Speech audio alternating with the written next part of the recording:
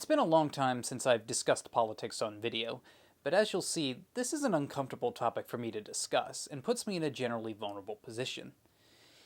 Some of you may laugh and read the title of this video, dismissing me as a woke, liberal communist, but I only ask that you hear me out. A little about me: I'm a 28-year-old aspiring writer and filmmaker from central Indiana.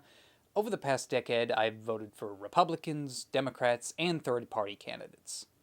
No party or network or group has paid me to make this video. I'm not an activist, I'm not a commentator or parent or part of the school system, and I have no desire to run for public office. This brings us to the topic of today's video. Our president-elect, along with a segment of the Republican Party, has expressed a strong desire to dismantle the Department of Education.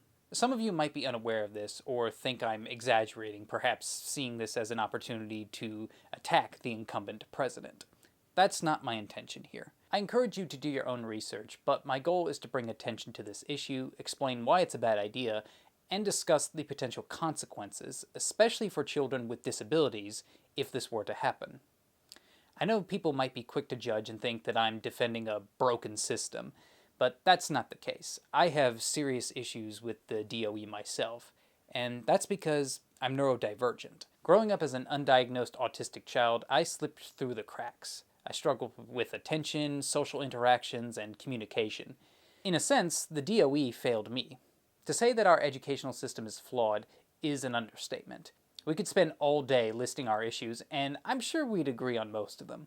However, my being autistic is the reason I don't want the DOE to be disbanded. This is because public schools, as they stand, are required to provide accommodations to ensure that autistic or disabled children have the same opportunities to receive an education as their peers. This mandate is supported by federal laws, including the Americans with Disabilities Act of 1990 and the Individuals with Disabilities Education Act of 1975. These laws protect children with autism and other disabilities, ensuring that public schools cannot deny them access to education. As it stands, the DOE is the only federal agency that enforces these laws. The most common argument I hear is that disbanding the DOE would shift control of education to the states and allow them to manage it more effectively. Supporters of this idea often claim that states could pass similar laws to protect children with disabilities while funding and providing the necessary accommodations. In an ideal world, this would be true.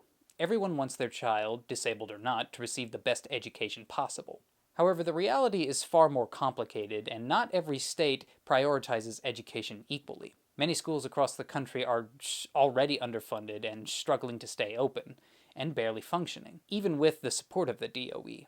While most states do have some form of anti-discrimination laws for disabilities, the definition of disability varies widely, leading to inconsistencies in protections and resources nationwide. You might say, I could send my child to private school, or I homeschool my child. Private schools are not obligated under federal law to provide individualized education plans or accommodations like public schools do.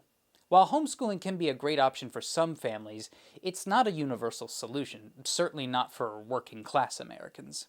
As I said, the Department of Education has significant issues that we could outline all day. However, that doesn't mean we should discard everything.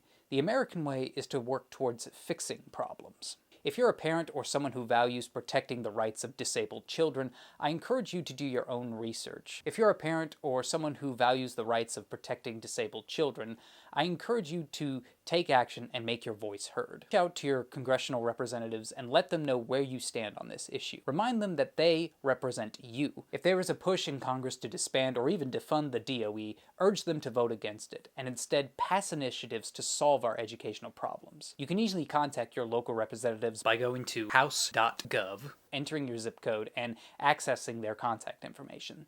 Additionally, contact the superintendent of your local school district and encourage them to apply pressure on your representatives to oppose disbanding the DOE. Regardless of your political affiliation, all of us have to unite and do our part as citizens.